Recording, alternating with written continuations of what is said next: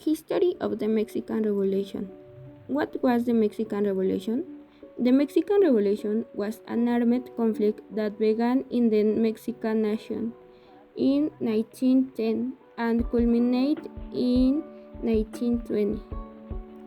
and is considered one of the most significant social and political events of the 20th century in Latin America and the West. It, it consisted of a series of armed insurrections opposed to the succeeding governments that followed the fall of the dictatorship of Porfirio Diaz, known as the Porfiriato, and which lasted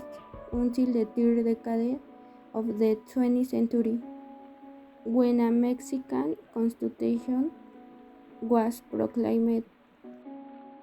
Initially, the conflict pitted troops loyal of the government of Porfirio Diaz against the insurrection led by Francisco Madero. The latter was in 1910 through the so-called Plan de San Luis, advancing from San Antonio, Texas.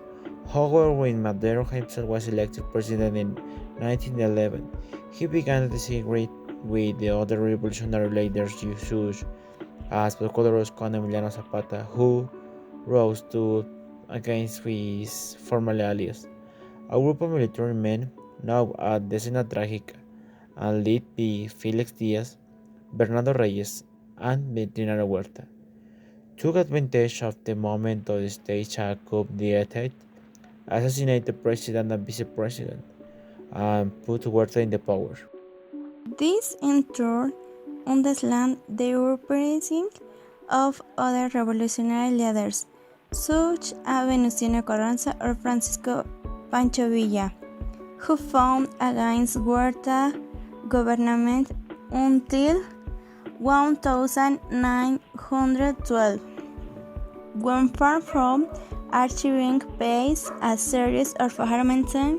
conflicts broke out among the various revolutionary factions. The Mexican Revolution came to an end thanks to the Aguascalientes Convention,